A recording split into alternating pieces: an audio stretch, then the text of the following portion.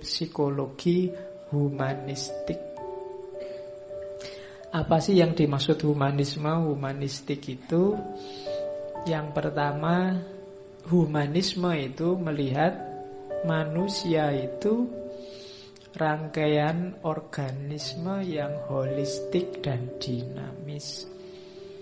Maksudnya apa? Kita ini unsurnya banyak. Ada fisik, ada mental, ada rohani. Nanti mungkin tokoh yang lain ngomong pakai teori yang lain, tapi unsurnya biasanya banyak. Nah, misalnya sufi-sufi itu membagi yang mental ini isinya apa saja, yang rohani isinya apa saja, yang fisik apa saja. Nanti ada teori yang lain, sebenarnya tidak cuma 3 tapi 6. Ada alam fisik, ada alam bios, vegetatif, ada alam hewani, ada realitas aspek rohani yang namanya sosial budaya, ada aspek politik, ada aspek spiritual. Yang penting semuanya ada di kita. Ini paket holistik. Paket holistik itu berarti apa? Tidak bisa dibaca hanya parsial-parsial. Membaca manusia itu kalau dibaca parsial ya tidak utuh. Manusia kok didekati materinya saja, ada sangat banyak hal yang hilang. Manusia kok dibaca ruhaninya saja, dibaca aspek mentalnya saja, ya banyak hal yang hilang. Dibaca aspek spiritual kedalamannya saja, banyak hal juga yang hilang. Maka harus holistik. Itulah nanti gaya humanisme. Dan dinamis. Dinamis itu maksudnya dia berubah-ubah. Fisikmu itu berubah, mentalmu juga berubah, spiritualitasmu juga berubah. Kalau tidak percaya, kamu teliti sendiri dirimu. Kalau fisik kan jelas, dulu masih muda, masih imut, sekarang sudah agak dewasa, sudah wajahnya berubah. Kemudian mungkin dulu kamu lihat wajahmu gemes, sekarang kamu lihat wajahmu jengkel. Jadi fisik berubah, mental kan juga berubah. Kalau tidak percaya bagaimana perubahan mentalmu, kalau kamu pernah punya buku harian, bacalah buku harianmu waktu SMP atau waktu SMA. Itu kan kamu ketawa-ketawa sendiri, menertawakan betapa aku dulu kok gitu ya.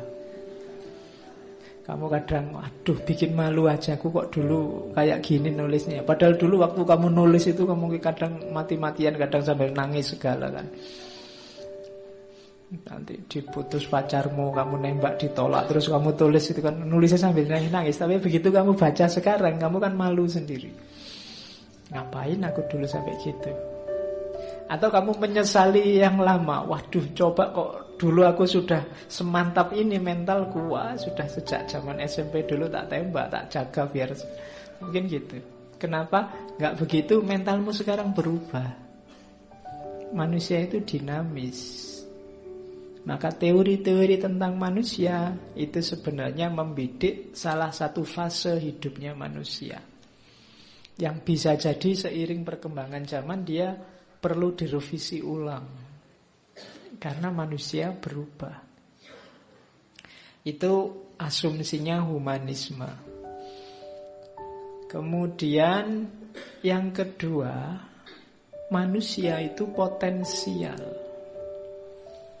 Dalam diri manusia ada banyak kemampuan-kemampuan, ada banyak fasilitas-fasilitas yang kalau versi kita yang beragama diberikan oleh Tuhan yang bentuknya potensi. Potensi itu dia tidak muncul begitu saja, harus kamu aktualkan. Manusia itu punya potensi untuk melakukan kebaikan, juga punya potensi untuk melakukan kejelekan. Manusia punya potensi untuk melakukan hal luar biasa, tapi dia bisa juga kalau mau malas-malesan tidak melakukan apa-apa. Kamu punya potensi akal yang luar biasa, punya potensi hati nurani yang luar biasa, kamu punya potensi intuisi yang juga luar biasa, kamu punya potensi imajinasi yang luar biasa. Semuanya luar biasa, cuma kalau kamu diam saja, dia tinggal potensi. Alah Pak, kalau cuma kayak barat itu kita pasti bisa. Saya pasti bisa Pak. Ya kalau cuma ngomong saya pasti bisa, gampang. Wujudkan itu biar tidak cuma potensi. Kamu pasti bisa, iya. Tidak usah kamu teriak-teriak saya pasti bisa. Kamu teriak-teriak itu menunjukkan kamu tidak pede. Kayak benteng Takeshi itu kan, aku bisa ngono, tapi terus jatuh. Ya, iya kamu pasti bisa. Yo kamu butuh teriak itu kan karena kamu sebenarnya ragu-ragu bisa bener apa enggak. Tapi sebenarnya kamu pasti bisa. Tinggal kamu bisa mengelola apa tidak. Apa sih yang manusia itu tidak bisa? Allah ngasih kemampuan luar biasa. Tapi kan kita tidak bisa terbang kayak burung Pak. Loh kamu bisa berusaha, bisa kayak burung, bisa kok. Hari ini dengan ilmumu kamu bisa terbang pakai pesawat. Dulu nenek moyangmu mungkin ada ilmu apa itu yang bisa meringankan tubuh, bisa kok ya. Misalnya, cuma sekarang mungkin kamu enggak ngerti lagi ilmu-ilmu kayak gitu ya. Tapi jangan-jangan kita punya potensi, cuma enggak digarap saja. Jadi manusia itu penuh dengan potensi, tinggal kamu realisasikan apa tidak. Dan ciri yang ketiga, dan semuanya sifatnya positif. Potensi-potensi itu bermanfaat untuk hidupmu. Sifatnya positif asal ruang dan waktunya pas.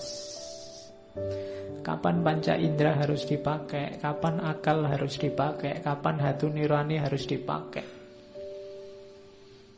Jadi kamu itu paket utuh, sangat berharga karena potensimu luar biasa dan positif. Ini pandangan dasarnya humanisme. Psikologi yang punya asumsi-asumsi ini namanya psikologi humanistik. Jadi organisme yang holistik, dinamis, penuh potensi dan positif. Oke, jadi percaya pada manusia dan kemampuannya. Agak beda sama psikoanalisis kemarin yang tidak terlalu positif memandang manusia. Dianggapnya manusia itu disetir oleh kekuatan-kekuatan yang dia sendiri tidak ngontrol. Terus, nah ini konsep-konsep dasar dalam psikologi yang humanistik. Nanti kalian akan banyak ketemu istilah-istilah ini. Yang pertama, ya tadi ini kan salah satu manifestasi dari potensi manusia yang positif tadi. Yang pertama, pendekatan humanisme pada manusia itu meyakini adanya free will. Free will itu kebebasan manusia untuk memilih, menentukan tindakan, memilih nasibnya, memilih apa yang harus dilakukan dan apa yang jangan dilakukan. Itu dirimu. Beda dengan kemarin itu kan kita kayak mesin yang disetir oleh bawah sadar, dikendalikan oleh lingkungan. Kalau ada orang ngomong, alah hidupmu itu kan ditentukan oleh dunia sosialmu. Kalau versinya humanisme ini ndak 100% begitu. Dunia sosial mungkin mempengaruhimu, tapi keputusan kamu ikut dunia sosial atau tidak itu ada di tanganmu. Jadi dia percaya kebebasan manusia. Malah kamu jadi muslim itu kan karena ikut kakek nenekmu, ayah ibumu toh, sehingga akhirnya kamu tertarik jadi muslim. Enggak. Katanya ini ketika akalmu lengkap, hidupmu sudah mandiri, otonom, sebenarnya kamu bisa memutuskan masih tetap muslim apa enggak muslim. Hakikatnya kamu itu bebas. Kenapa kamu masih muslim? Ya mungkin pilihanmu dengan pertimbangan-pertimbanganmu sendiri sekarang. Tidak serta-merta karena ikut ayah ibu. Kalau dulu memang manut karena akalmu belum lengkap. Sekarang akalmu sudah lengkap kan? Lah kok kamu masih muslim? Pasti kamu sudah punya pertimbangan-pertimbangan sehingga kamu memutuskan masih muslim. Ya mbo, kamu sendiri yang ngerti. Meskipun kamu tidak pernah mikir sebenarnya kan, tapi ketika kamu memutuskan, itu pasti kamu punya alasan. Jadi hakikatnya kita itu free will, bebas. Ini dasar pendekatan humanistik. Yang kedua, ada namanya self-image. Self-image itu konsep diri. Kamu melihat dirimu sendiri itu seperti apa sih? Nah, itu self-image. Setiap orang punya ini.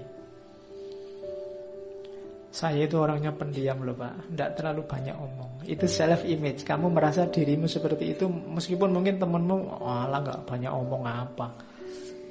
Dipancing sebentar juga tidak berhenti jawabnya. Misalnya. Tapi kan kamu merasa self-image-mu itu, saya ini hitungannya termasuk anak soleh loh Pak, dibandingkan yang lain misalnya. Saya ini lebih intelek Pak daripada teman-teman, lebih punya kelebihan. Itu self-image. Kesanmu tentang dirimu sendiri itu self-image. Kesadaranmu tentang dirimu, nanti di belakang ada teorinya. Setiap orang pasti punya. Ya paling tidak kalau kamu ditanya orang, kamu itu orang yang seperti apa sih? Nah, itu kan terus kamu jawab, itulah self-image. Saya itu orangnya sabar kok Pak. Saya itu orangnya telaten kok Pak. Saya itu tidak apa-apa kok Pak kalau dibohongi asalkan menguntungkan misalnya. Itu self-image. Ada lagi biasanya gandengannya self-image itu self-evaluation. Dari gambaranmu tentang dirimu, terus kamu punya penghargaanmu atas dirimu sendiri. Namanya kita sebut harga diri. Jadi ini sebenarnya evaluasimu terhadap dirimu, penilaianmu terhadap dirimu. Kamu merasa dirimu orang soleh, kok ya malam minggu tiba-tiba yuk dugem yuk misalnya. Kamu kan tersinggung loh. Kok aku diajak dugem gimana wong orang soleh kayak gini ya. Itu kan harga diri. Kamu merasa wah harga diri ini. Kan gitu. Jadi kenapa kok kamu marah? Karena kamu punya evaluasi sendiri terhadap dirimu. Kamu menilainya berapa, kok orang menilainya jauh di bawah itu, kan kamu tidak terima. Kamu ingin dihargai sebagaimana kamu hargai dirimu. Itu namanya self-evaluation. Oke, makanya ya kamu menakar dirimu dan menilai dirimu harus pas. Jangan terlalu tinggi juga jangan terlalu rendah. Kalau terlalu rendah kamu diremehkan orang. Kalau terlalu tinggi kamu jadi sombong, keduvuran. Kan tidak enak menghadapi orang yang harganya terlalu mahal. Diajak ngomong itu tersinggung, diajak ini marah, diajak itu marah. Dia harus spesial terus. Itu biasanya orang menakar dirinya terlalu tinggi. Tidak enak diajak bergaul. Tapi juga jangan terlalu murah.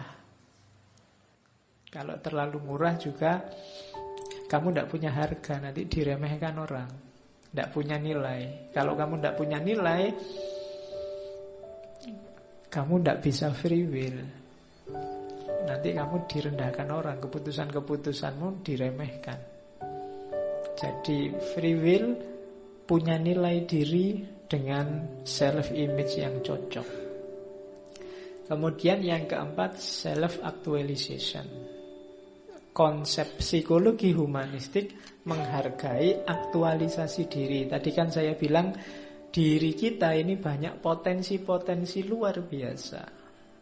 Maka aktivitas kemanusiaan yang mulia adalah apa? Aktualisasi diri. Wujudkan potensi yang luar biasa tadi. Tampilkan bahwa dirimu manusia itu mulia. Kamu tadi menghargai dirimu juga tinggi dan mulia.